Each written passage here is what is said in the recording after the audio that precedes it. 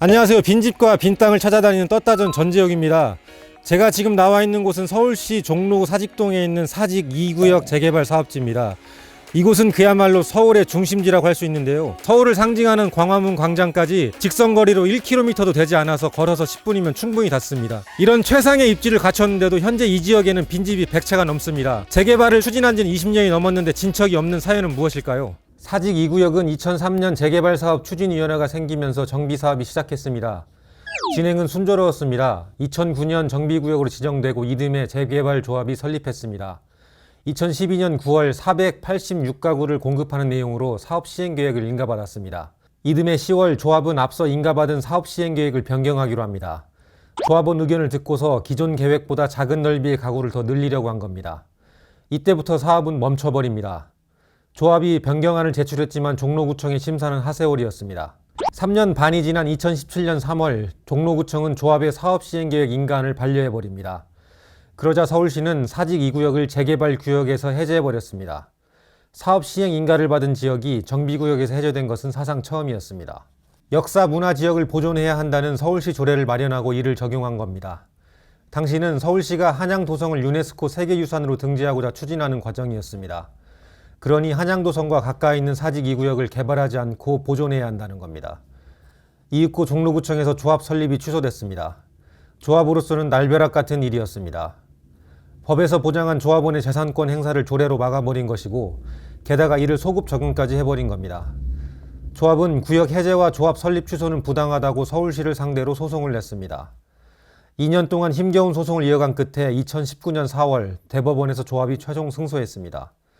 그러나 서울시의 무리한 개입은 여기서 그치지 않습니다. 대법원 판결이 나오자마자 서울시는 사직 2구역 일부를 보존지역으로 지정해버립니다. 구역 안에 있는 서울시 소유의 선교사 주택을 우수 건축자산으로 지정한 겁니다. 재개발을 하려면 선교사 부지를 활용해야 하는데 서울시가 이른바 알박기를 한 겁니다. 소송이 진행된 2년 동안 조합원이 바뀐 점도 문제 삼았습니다. 서울시의 조처가 무리했다는 것은 법원뿐 아니라 감사원과 법제처에서 차례로 인정됐습니다. 돌고 돌아서 개발 사업은 결국 원점으로 돌아왔고 조합은 다시 정비 사업을 추진하게 됩니다. 문제는 그동안 시간이 할 일 없이 흘러버린 겁니다. 2012년 사업 시행 인가를 받은 이후 지금까지 12년이 흘렀습니다. 이 기간 물가 상승률을 고려하면 이전 계획대로 사업을 진행해서는 수지가 맞지 않습니다. 서울시 탓에 사업이 휘청였으니 용적률 상승과 고도 제한 완화 같은 조처가 필요하다고 조합은 요구합니다. 안녕하세요. 저 오늘 인터뷰 응해주셔서 감사드리고요. 간단히 자기소개 부탁드리겠습니다. 네, 안녕하십니까. 저는 사직 제2구역 도시환경정비사업조합의 조합장 직무대행을 맡고 있는 전규상이라고 합니다. 반갑습니다. 조합은 이 과정을 거치면서 좀 어떤 비용을 치렀습니까? 이 10년 이상의 기간이 지체됐기 때문에 실질적으로 입은 피해는 그간 사이에 너무 많은 이제 사업비, 즉 공사비가 너무 많이 올랐고 그 당시에는 사업성이 충분히 있었음에도 불구하고 지금 정비계획 예전 수준으로 만약에 다시 한다고 그러면 지금은 사실은 사업성 확보가 힘든 그런 엄청난 손실을 저희가 겪고 있습니다. 성공적으로 추진을 해서 정비 사업을 마무리하려면 정비계획도 변경이 불가피할 것으로 보이는데 어떤 방향으로 변경을 좀 목표하고 계시고 이 과정에서는 시나 구청에서 좀 어떤 정책적 지원이 필요할까요? 사실은 저희가 2022년 12월 달에 삼성물산을 시공사를 뽑고 나서 그때부터 대여금이 들어와서 업체들을 선정하고 인허가 협상을 시작할 수 있었습니다. 그러니까 저희가 서울시한테 바라는 거는 사실은 서울시를 상대로 손해배상을 요청을 하고 싶은 마음이지만 그 길보다는 저희가 서울시에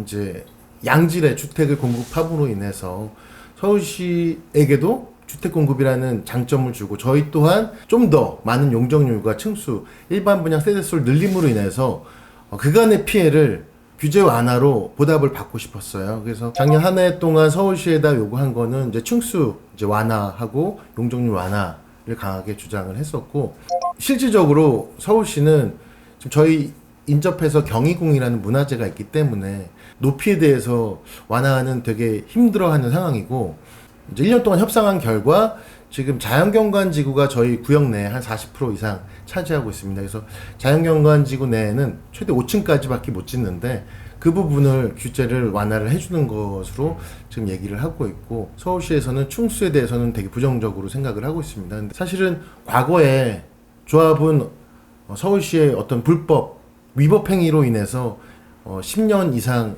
손해를 끼쳐왔고, 지금은 사실 합법으로 인해서 이 사업성을 또 죽이고 있습니다. 그래서 서울시가 재량권 있는 부분에 한해서는 좀 더 탄력적으로 운영을 해서 좀 조합이 사업이 잘 갈 수 있도록 지원해 주기를, 규제 완화해 주기를 간절히 희망하고 있습니다. 그렇군요. 알겠습니다. 오늘 인터뷰 응해주셔서 감사합니다. 네, 감사합니다. 보시다시피 이 지역은 차량 통행이 불가능한 지역입니다. 불이 나도 소방차 진입이 어렵기 때문에 피해가 불가피합니다. 아울러 이렇게 언제 무너질지 모르는 건물이 다수라서 임시로 지지대를 받쳐놓고 있습니다. 주민들은 불안에 떨고 있습니다. 자세한 사정은 주민 인터뷰를 통해 들어보겠습니다. 안녕하세요, 선생님. 자기소개 부탁드리겠습니다. 네, 저는 16년째 여기로 이사와서 살고 있는 주민 김명옥이라고 합니다.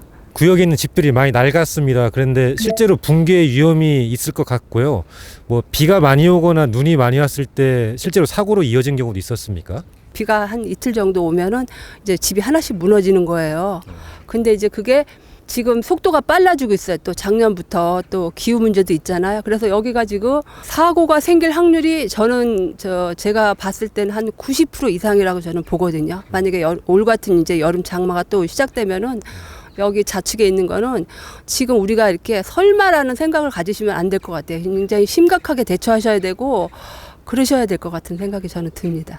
그렇군요. 선생님, 끝으로 하실 말씀이 더 있으실까요? 예, 저는 서울시에 바라는 점이 있습니다. 작년 초겨울하고 이제 또 겨울에 두 번을 저희 남편하고 이제 이 동네 한 바퀴를 순회한 적이 있었습니다. 근데 이제 저희가 그 집에서 경희궁을 잘 다니거든요. 근데 이제 오래간만에 경희궁을 가려고 저쪽 지역, 좌측 지역을 갔더니 그 지역이 다 막혀 있더라고요. 그래서 이쪽으로 갔는데 막혔고 저쪽으로 있는데 막혀서 왜 막혔나 하고 보니까 거기가 다 붕괴가 그냥 1순위고 거기가 다 우범지역이고 다 통로를 다 막아놨더라고요. 그래가지고 남편이 오면서 이거를 신고를 하라 그러더라고요. 그리고 서울시에서는 이런 현장을 나와보지 않는다고 이거 어떻게 된 거냐고 이거 얘기해야 되지 않은 거냐 이러면서 그때 이제 흥분해서 남편하고 돌아온 적이 있었는데 서울시에서 이제 일하시는 분들은 책상에서 일하시지 말고 현장에 와서 현장에 무엇이 필요하고 현장에서 무슨 문제가 있는지를 알고 왜 저기 이런 진행을 조속히 안 해주는지 그거에 대한 좀 답변을 제가 듣고 싶거든요. 그래서 현장에서 각 부서마다 여기 오셔가지고 현장을 쭉 한 바퀴 돌아보시고 왜 집이 무너지는지 올 여름에 대비는 어떻게 하실 건지 이런 걸 제가 서울시한테 묻고 싶습니다. 그렇군요. 선생님, 오늘 인터뷰 응해주셔서 감사합니다. 네, 고맙습니다. 사직 2구역이 부진한 동안 인근 정비 사업은 속도를 냈습니다. 제 뒤로 보이는 아파트는 경희궁 자이입니다. 사직 2구역과 담을 맞댄 도누문 뉴타운에 들어선 경희궁 자이는 종로 랜드마크로 거듭났습니다. 현재 이 아파트는 전용 84제곱미터가 20억 원을 호가합니다. 사직 2구역도 여기에 뒤질 게 없다는 평가를 받습니다. 광화문 업무지구, 그러니까 CBD에 인접해 있어서 입지상 훌륭하다는 평가를 받습니다. 물론 숙제는 남아 있습니다. 사업성을 키우려면 층수를 높여야 하는데 경희궁이 인접해 있어서 고도 제한을 받습니다. 고도 제한을 유지하면서 사업성을 키울 방안을 문화재청과 서울시 그리고 조합이 함께 찾아야 합니다. 20년 넘게 표류한 사직 2구역 재개발 사업이 이번에 순항해서 지역의 랜드마크로 거듭날지 주목됩니다. 다음엔 더 알찬 빈집과 빈 땅 소식을 들고 찾아뵙겠습니다. 떴다전 전재욱입니다.